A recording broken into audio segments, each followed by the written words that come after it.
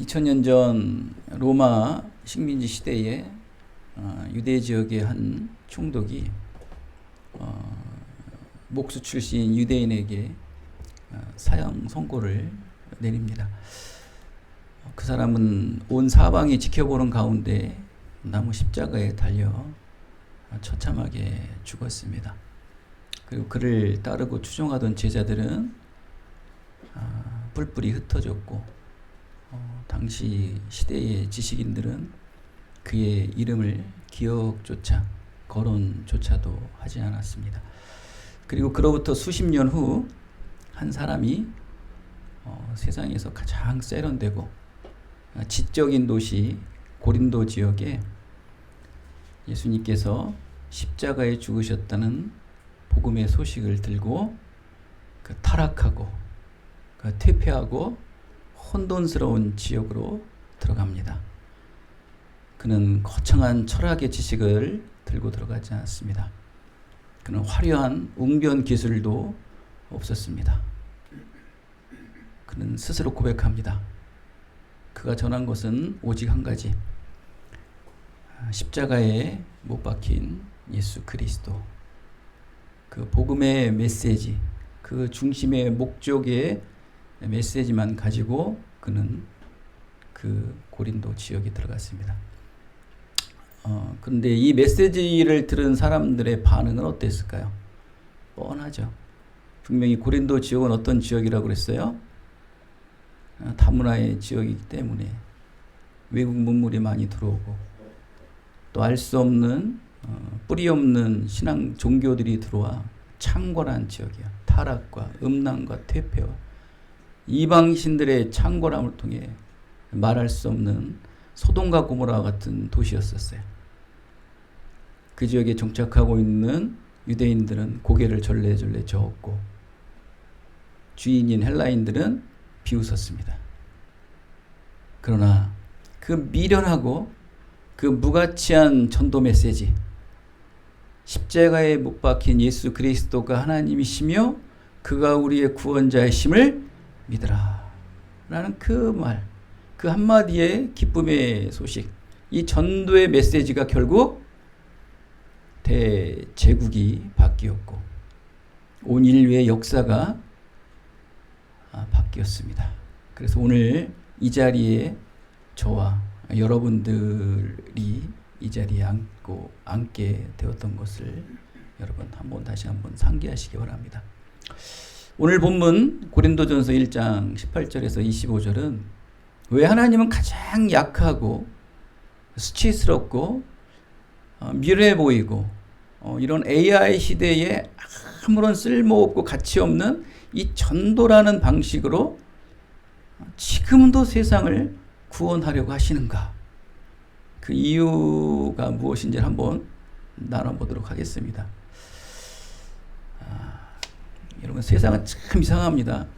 세상은요, 이 십자가의 메시지가 들어가잖아요. 그럼 분열과 갈등이 굉장히 고조가 돼요. 평안하게 절 잘 다니고 때가 되고 시가 되면은 구슬하고 성황당에 빌던 사람들 그냥 평안해요. 나름대로 그들만의 전통적인 루틴으로 잘 살아가고 있을 때 어느 새로 들어온 며느리가 복음을 가지고 들어왔어요. 그때서부터 그 가정은 풍지박살이 납니다. 이게 세상의 룰이에요. 근데 이 룰은요, 단 한 번도 틀린 적이 없어요. 단 한 번도. 단 한 번도 틀린 적이 없어요. 왜 이 동일한 복음의 메시지, 그것을 듣는 사람들은 왜 양분될까? 두 개로 서로 다른 결과를 내야만 해야 될까? 세상의 방법과 인본적으로 생각으로 살아갈 때 뭐 좋은 게 좋은 거라고 쉬쉬하며 설렁설렁 넘어가죠. 우리가 복지부동이라고 그러죠. 그냥 쭉 깔려서 그냥 버티면 월급 받는데 버티면 퇴직금 받는데 하면서 그렇게 살아가죠. 근데 왜 그러한 지역에, 그러한 곳에, 그러한 상황 속에 십자가의 메시지가 들어만 가면 그 잠잠했던 세상은 날카롭게 되고 왜 이렇게 예민해지게 반응을 하냐는 거야. 너무 신기하지 않나요? 여러분 믿는 사람으로서 한번 보십시오. 어디 그 교회 다닌다는 말 끊을 수 있겠어요? 우리 직장생활 해봐서 알지만 우리 항상 그 직장에 대한 어떤 룰들을 안 깨려고 합니다. 웬만하면 교회 다니는 말도 안 하려고 하죠. 근데 어디 그게 됩니까? 나도 모르게 본능적으로 식사 전에 식사기도를 하잖아요. 그 순간서부터 수근덕 야, 저 사람 교회 다니나 봐. 그게 흉이에요? 아니 아무런 이 무종교 안에서도 편안하게 지내는 이 지역에 왜 제가 들어왔을까 하면서 수근덕 그러면서 이상한 시각으로 바뀌기 시작해요. 야, 너 좋게 봤는데 너 교회 다니는구나. 한번 보겠어. 얼마나 잘하는지. 근데 그들의 잣대는 도덕과 윤리예요. 도덕적으로 잘하는가, 윤리적으로 잘하는가, 그거 외에는 없어요. 얘가 신앙이 있는지 신앙이 없는지 그걸 안 보는 거예요. 왜 신앙이 없으니까 모르겠죠. 하여간 그래요. 이상하게 예민해져요. 교회에 다니는 사람이 오고 예수님을 믿는 자들이 오면 왜 이렇게 사람들은 예민해지고 이렇게 반응을 할까? 이렇게 어둠 속에 빛을 비추면 어둠이 사라지고 밝은 세상이 되는 것이 불편하죠. 누가 불편할까요? 어둠이 불편하죠. 이 어둠이 좋은데, 난 불 끄고 있는 게 좋은데 왜 불 켜요? 내버려둬. 잠 좀 더 자게. 불 켜지 마세요. 이유는 하나죠. 지금까지 붙잡고 있었던 인본주의, 지금까지 유지했던 세속주의, 이 모든 어둠의 영역이 사라지는 것에 대한 강한 저항과 강한 대적 때문이죠.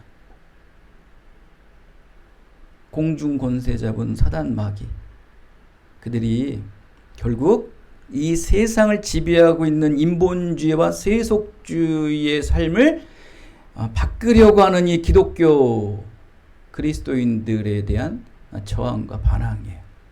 이 땅에 하나님 나라가 임하는 것을 가장 싫어하는 존재는 사단 마귀 외엔 없어요. 목숨 걸고 반대합니다.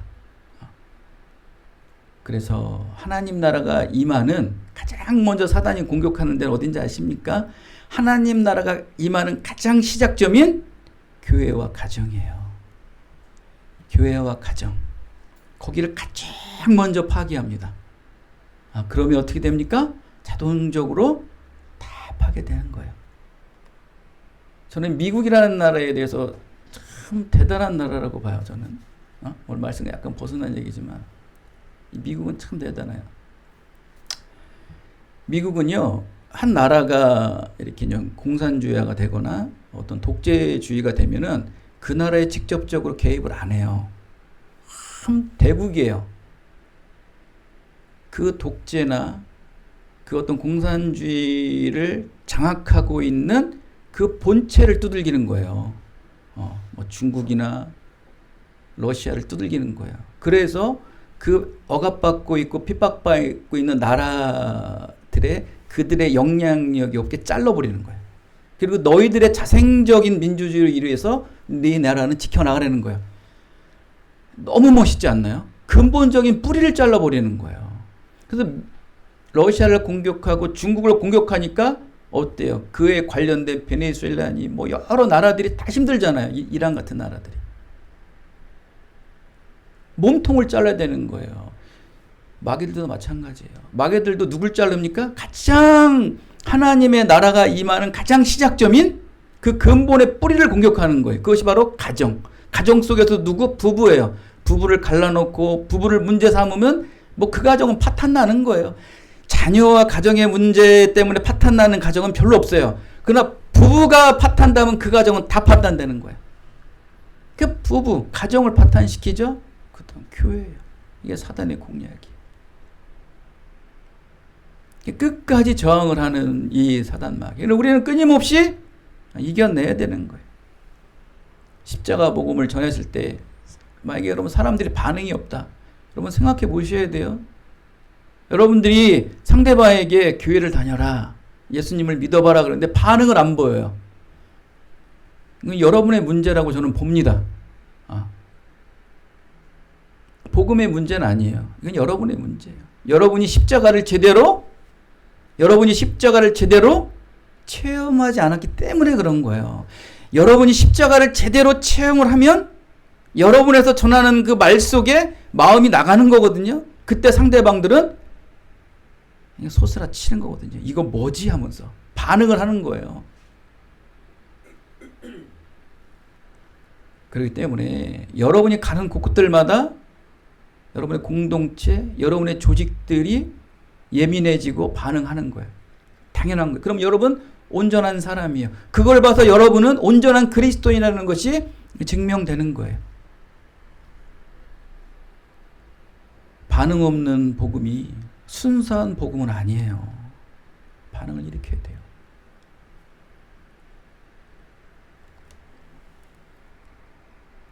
그만큼 여러분이 십자가를 향한 마음, 오직 여러분의 중심의 모든 삶들이 오직 십자가 외에는 타협하지 않는 그 절대적인 믿음의 삶을 살아갈 때 세상은 여러분에게 저항하고 반항하고 대적을 하는 거예요. 이렇게 바울은 십자가의 메시지가 선포될 때 반응하는 두 부류를 오늘 18절에 말합니다. 십자가 메시지가 선포가 됐습니다. 반응하는 두 부류가 딱 드러나기 시작해요. 첫 번째가 뭡니까?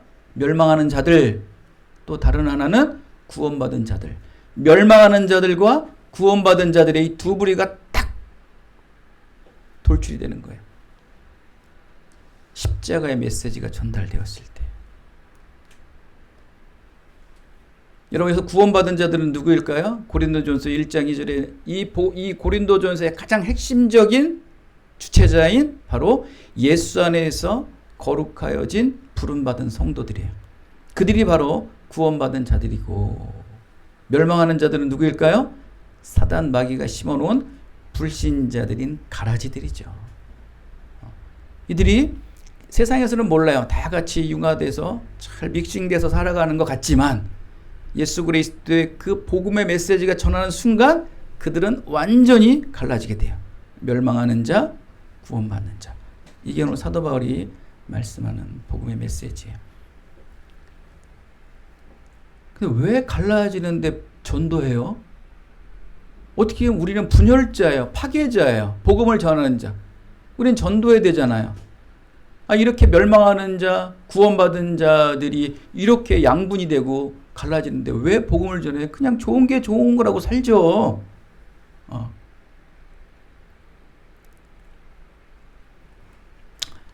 저도 그렇게 살고 싶어요. 저도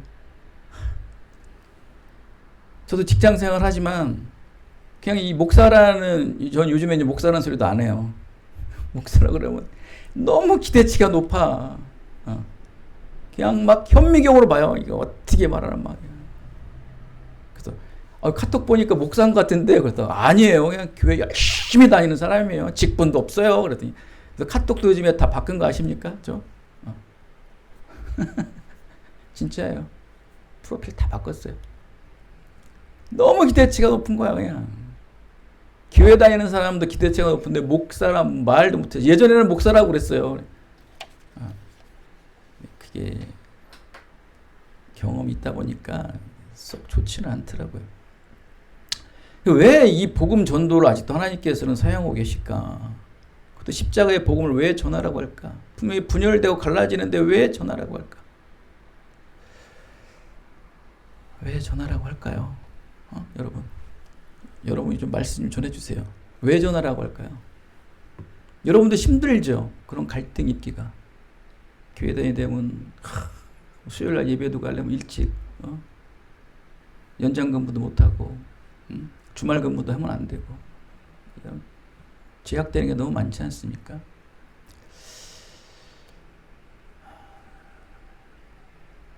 왜 하나님께서는 그래도 복음을 전도하라고 말씀을 하실까요? 이유는 하나예요. 나는 멸망받는 자로부터 영광받고 싶지가 않아. 나는 그리스도 안에서 부름받은 성도로부터 영광받고 싶어. 이유는 단 하나예요. 하나님 뭐가 싫으십니까? 하나님은 영광 그 자체세요. 우리가 영광 올린다고 영광 되시는 분이 아니세요. 하나님은 그 자체가 발광이시고 영광이세요. 어떠한 외부적인 영향력으로 인해서 영광 받으시는 분이 아니시라고요. 영광의 충만함이, 그 영광의 거룩함이 형언할 수가 없어요. 우리는 그 앞에 서면 눈이 부셔서 다 죽을 수밖에 없는 거예요. 그런 영광 되시는 분이 왜 우리에게 영광을 받습니까? 절대 안 그렇습니다. 그냥 우리의 문학적 언어적인 그냥 한 개의 말이 기왕이면 구원받은 자로부터 영광 받는 게 낫죠. 여러분, 사랑한다는 사람의 그 사랑의 고백도 정말 내 마음 진심과 정성으로 나를 사랑하는 자의 고백을 받는 게 지게 사랑이지, 형식적으로 유익과 목적을 위해 사랑한다는 말의 고백을 듣고 싶으십니까? 그건 아니죠. 여러분도 그러면서 하나님도 마찬가지예요. 기왕이면 모든 이들 다 사랑하고 포용하고 다 영광받고 싶지만, 그러나 이게 인간이라는 게 안 그렇더라고요. 거기서 전도를 전해서 옥석과 가라지를 나누려는 거예요. 그럼 거기서 멸망받은 자들은 뭐 패할 수밖에 없고, 그러나 구원받은 자들은 그들을 통해 하나님 영광을 받는다는 거. 그걸 받고 싶으신 거예요. 그래, 끊임없이 쉬지 않고 예수님께서 이 땅에 오시기까지 끊임없이 우리는 복음을 전하라는 거예요. 복음을 전하라는 거예요. 여러분, 복음, 이 전도라는 단어가, 요거만으로 마칠게요. 오늘 시간이 너무 늦었네요. 12시에 밥 먹는 게 습관이 돼가지고 허기져요 막. 여러분, 전도라는 21절에 나오는 이 전도라는 말씀이 있잖아요. 전도라는 이 단어는 이 선포라는 단어랑 같이 씁니다. 여러분, 선포라는 단어 여러분 잘 아시죠? 캐리그마. 그죠? 캐리그마. 이 정도는 뭐 우리 기쁨 누리 장로교 성도들은 그냥 기본이죠. 캐리그마입니다. 선포. 전도는 선포예요. 전도는 선포다. 캐리그마다. 그냥 그렇게 알아두세요. 그냥. 전도는 선포. 전도는 캐리그마. 선포. 사도 바울이 고린도에서 뭐 했을까요? 뭐 이슬비 전도를 했을까요? 뭐 요즘에 뭐 잘 나가는 뭐 전도 어떤 그런 프로그램을 썼을까요? No. 사도 바울이 쓴 복음의 전도, 복음의 선포는 딱 하나였어요. 예수는 그리스도이시다. 그거를 선포한 거예요. 하나님의 아들이신 예수 그리스도께서 우리의 죄를 위해서 십자가에 매달려 죽으심으로 우리는 죄사함을 받았어 라는 그 복음의 메시지만을 계속 전한 거예요. 그거를 뭐 귀납적으로 쓰던 연역적으로 쓰던 풀어 쓰던 나중에 결론을 내던 먼저 결론을 내서 풀던 그거는 상관없어요. 본질은 주님께서 우리의 죄를 짊어지시고 우리의 구원하셨어. 우리는 그러기 때문에 소망을 품고 하나님의 영광을 높이며 지금의 이 타락한 고린도 지역에서 끝까지 이겨내야 돼. 개바파, 바울파, 그리스도파, 아볼로파가 아무리 나눠져 있을지라도 부름받은 너희 성도들, 그리스도 안에서 부름받은 너희 성도들은 끊임없이 십자가만을 바라보며 지금의 이 분열을 꿋꿋이 이겨나가라는 거야. 할렐루야. 우리 기쁨들의 장로교회 똑같은 상황이죠. 눈에 보이는 증거, 화려한 교회의 어떠한 프로그램, 번쩍번쩍 빛나는 대리석과 같은. 저는 가끔 미안해요. 우리 집에는 좋은 목재로 쓴 아파트에 사는데 여기 교회만 오면 그냥 13년 된 코테네. 제가 학교에서를 강의하면서도 자기 집은 판벽, 인테리어하는 집에 살면서 성전은 폐허가 된 걸 보며 아파트는 학계 선지자의 외침과 같이 이런 모습들 안타까워요. 그럴지라도 그리스도의 복음의 본질은 변질되지 말아야죠. 그것만을 전한 거예요.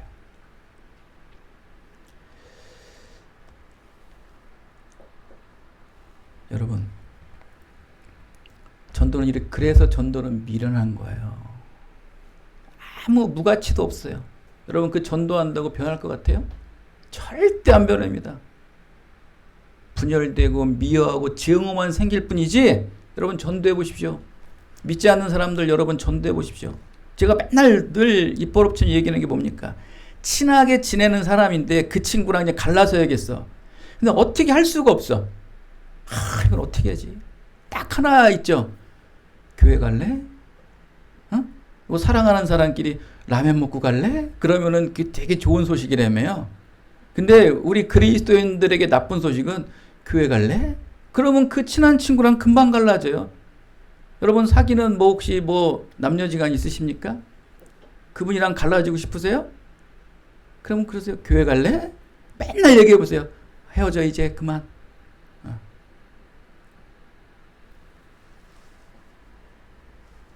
그래도 우리는 그걸 전해야 돼요. 그 전도라는 미라는 방법으로 전해야 돼요. 그 전도가요. 사도 바울이 전한 이 고린도족에서 전한 그 전도가요. 로마 제국이 변화가 돼요. 그 로마 제국이 세계의 로마 제국이 변화되면서 모든 인류가 그리스도의 공인이 되는 거예요. 놀라운 일들이 뭐 역사적으로도 여러분 뭐 말할 수 없는 일들이 일어난대요.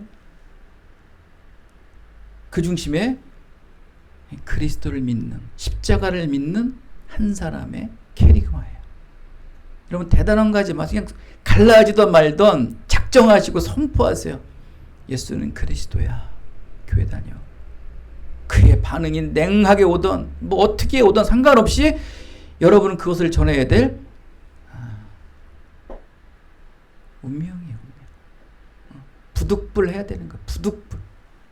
어쩔 수 없이 해야 돼요. 저도 어쩔 수 없이 이 자리에 왔어요.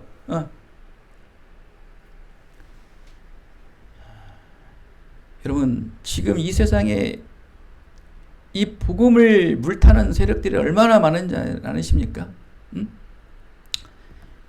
십자가의 복음을 믿지 않는 여러분 교회는 다녀요. 지금 심각한 문제예요. 우리나라 지금 뭐 유럽계는 이미 다 무너졌고 한번 보십시오. 여러분 종교다원주의자들 이들의 모든 종교 사상을 다 인정을 합니다. 뭐 서강대에 있는 뭐 어떤 교수, 뭐 어떤 뭐 종교학자인 오강남 교수님 이런 유명한 교수들이 있어요. 종교학자들 상당히 교회 다녀 다 그분들 교회 다녀서 대표기도 합니다. 그런 사람들 이런 사람들이 뭐라고 얘기했냐면은 예수는 사회적인 약자를 위한 삶을 살아야 된다는 거예요. 예수 그리스도의 그 사랑을 이 땅에 베풀어야 된다. 왜 교회를 짓냐는 거예요. 이 서강대 이 종교학과 길리성 교수는 이런 말을 해요. 아니 왜 선교를 해? 왜 교회를 이렇게 의리복적하게 줘? 야, 그 돈이 있으면 억울하게 죽어가는 장기수들이나 환자들, 심장병 걸린 어린이들 도와줘. 야, 그거로 무슨 쓸데없는 교회를 짓고 뭐 사회 단체 기부하고 다 필요 없다는 거예요. 그게 맞아요? 굉장히 맞는 말 같아요. 예수 그리스도는 사랑을 베푸는 거야. 모든 이들에게 사랑을 베풀었던 자들이야. 보기 좋죠. 여러분 너무나 잘 아는 지금도 현존에 살아계시고 지금도 하나의 어떠한 정말 신적 영역까지 올라간 김용석 교수 아시죠? 그분도 그래요. 오직 인간애. 저도 그분의 책을 많이 읽었는데 보면은 상당히 은혜가 돼요. 참 좋은데 그분의 그 책의 핵심은 그거예요. 인간애. 인간애. 교회도 인간애예요. 예수님의 그 사랑을 받아야 된다는 거예요. 그 맞죠. 예수님의 사랑을 베풀어야죠. 평등이 있어야죠. 서로 자유를 서로 간에 허용해 줘야죠. 근데 그들에게 불문이 하나 있어요. 십자가에 고난이 없어요, 여러분. 한번 보세요, 여러분. 그분들의 책을 한번 제가 리스트로 보내줄 테니까 읽어보세요. 찾아보세요. 그분들에게는요, 십자가에 고난이 없어요. 십자가에 메시지가 없다고요. 십자가에 메시지가 없는 교회, 십자가에 메시지가 없는 예수, 그게 예수입니까? 그게 교회입니까? 그게 기독교입니까? 그게 그리스도인입니까? 심각한 문제예요. 온 세상이 다 바뀌어버렸어요. 여러분, 유럽이 왜 무너졌습니까? 십자가의 고난, 십자가의 고난, 십자가의 아픔이 없었기 때문에 십자가에서 떨어지는 뚝뚝 떨어지는 보혈의 피를 능력으로 믿지 않았기 때문에 유럽 교회가 무너진 거예요, 여러분. 신학이 아무리 발달되면 뭐합니까? 아퀴나스라는 그 유명한 대학자가 쓴 그 신학대전이, 여러분, 모든 이들이 지식의 최고점을 올라가면 뭐합니까, 여러분? 십자가의 능력이 없어요. 내가 너희보다 어리석으니? 라고 그래요. 주님께서, 하나님께서 그래요. 내가 너희보다 어리석으니? 하나님의 지혜가 인간의 지혜보다 어리석어요? 하나님은 우리를 창조하신 분이세요. 호킹 박사도 하나님이 창조하신 분이세요. 스티브 잡스도 하나님이 창조하신 분이세요. 창조한 내가 너희보다 지혜가 낫겠니라고 말씀하시잖아요. 전도에 미련한 것으로 복음을 전하는 것은 여러분이 하라는 게 아니에요. 그래서 전도라는 것은 캐리그마라는 것은 선포만 하라는 거예요. 사랑하는 여러분, 이런 혼돈의 시대에 사상과 이념과 신앙이 혼돈되는 이 혼재된 세상 속에서 여러분의 신앙을 온전히 지켜나가시려면은 십자가의 복음 외에는 없습니다. 십자가의 죽음과 십자가의 보혈 외에는 여러분 능력이 없음을 믿으시고, 우리 기쁨일기 장로교회가 비록 늦게 갈지라도, 지금 보여지는 것이 조금 뒤처질지라도 결코 실망하지 마세요. 결코 낙심하지 마세요. 여러분의 그 신앙이면 이 세상을 개혁하고 변혁하고도 남아요. 할렐루야. 믿음으로 믿으시기 바랍니다. 오늘도 십자가의 복음 안에서 참된 교회의 삶을 살아가는 여러분의 모든 인생의 삶이 되시기를 예수 그리스도의 이름으로 축원드리겠습니다. 기도하시겠습니다. 하나님 아버지,